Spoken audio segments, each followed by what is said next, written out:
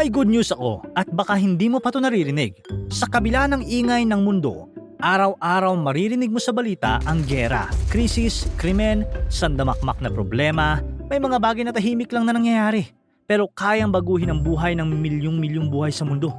Isipin mo to, HIV, malalabanan na dahil sa injection. Sa Netherlands, wala nang nakakulong. At hindi lang yan, dahil sa video na to, marami ka pang malalamang mga balita na bihira mong naririnig. Mga kwento magpapaalala na sa kabila ng lahat, life is still good.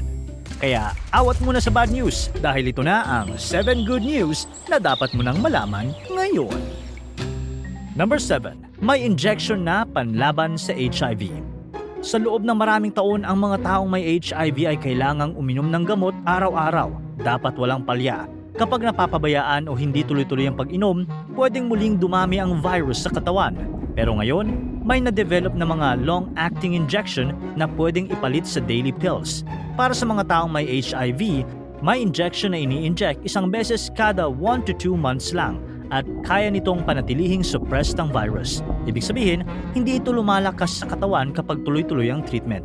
At mas malaking breakthrough pa, may bagong injection tulad ng lenacapavir na pwedeng iturok 2 beses lang sa isang taon para sa mga taong wala pang HIV bilang proteksyon laban sa infection.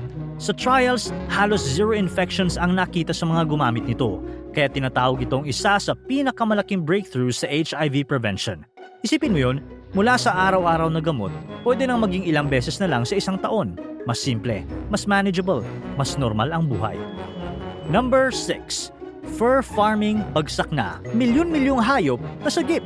Isipin mo to, dati umaabot sa humigit kumulang 114 million na hayop kada taon ang kinukulong at pinapatay para lang sa balahibo. Ngayon, malaki ang ibinaba nito. Nasa humigit kumulang 20 to 30 million animals na lang kada taon. Marami pa rin. Pero ibig sabihin, sa loob ng isang dekada, malaki ang ibinagsak ng fur farming. Lalo na sa Europe kung saan umabot ito sa humigit kumulang 85% decline. At dahil dito, tinatayang mahigit 100 million fewer animals kada taon ang hindi na kailangang patayin para sa kanilang balahibo kumpara dati. Bakit nangyari ito? Ngayon kasi, maraming bansa ang nagbabawal ng fur farming. Mas maraming brands ang tumitigil sa paggamit ng tunay na balahibo at mas pinipili na ng tao ang alternatives tulad ng faux fur. Ibig sabihin, isang industriya na dati ay normal, unti-unti nang nawawala. Hindi man tuluyang nawala sa ngayon, pero milyon-milyong hayop na ang nasasalba dahil dito. Number 5. May pag-asa kontra Huntington's disease. Isipin mo, may isang tao na unti-unting nawawala ng kontrol sa katawan. Nagsisimula sa simpleng pagkibot ng kamay nang hindi sinasadya, gumagalaw ng kusa. Habang tumatagal, hirap na siyang maglakad at magsalita ng maayos. At hindi lang katawan ang naaapektuhan, pati pag-iisip at memorya, unti-unting humihina. Ganito ang realidad ng Huntington's disease. Isang sakit na minamana at dati wala talagang paraan para pigilan. Pero ngayon, may malaking breakthrough. Sa isang bagong pag-aaral, gumamit ang mga scientists ng gene targeting treatment na direktang ina-adjust ang maling instructions sa loob ng katawan. Hindi lang nito tinatago ang sintomas, tinamaan nito mismo ang pinagmumula ng sakit. Kaya naman ang resulta, may mga pasyente na mas bumagal ang paglala ng kondisyon. Isang bagay na dati imposible, pero ngayon, abot kamay na. Hindi pa ito cure, pero sa unang pagkakataon, may early signs na makakaya ng kontrolin ang sakit. Number 4. Forest reserve na kasing laki ng France ginagawa sa Africa. Sa Democratic Republic of the Congo, ginagawa ngayon ang Kivu-Kinshasa Green Corridor, isang napakalawak na forest reserve na aabot sa humigit kumulang 540,000 square kilometers, halos kasing laki ng France. Pero para malinaw, hindi ito bagong gawang gubat. Isa itong malaking bahagi ng Congo Basin, isang existing na rainforest na ngayon ay pinagdurugtong, pinoprotektahan at inaayos ang paggamit ng lupa para manatiling buo at hindi masira. Kasama rin dito ang pag-rehabilitate ng mga nasirang lugar at paggamit ng sustainable agriculture habang binibigyan ng alternative livelihood ang mga lokal na komunidad.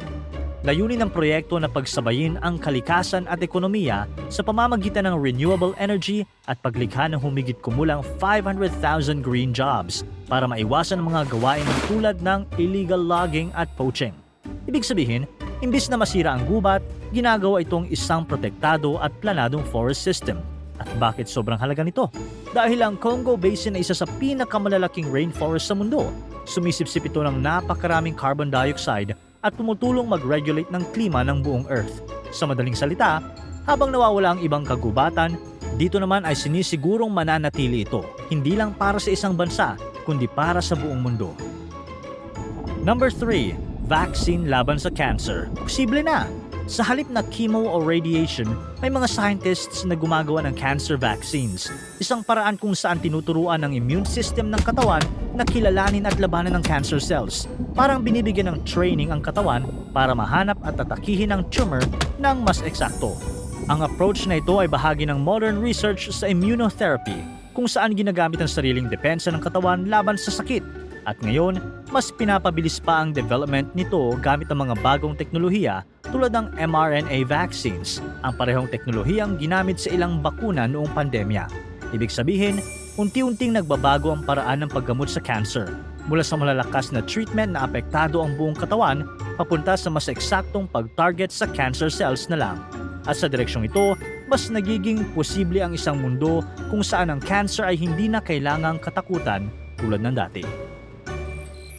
Number 2. Antibiotics ng AI para labanan ang superbugs.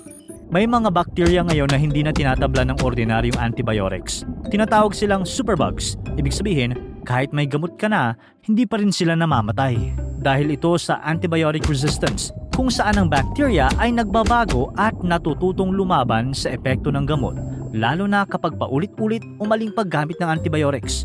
Pero ngayon, gumamit ang scientists ng artificial intelligence o AI para makahanap at makagawa ng bagong antibiotics na hindi pa natutuklasan dati.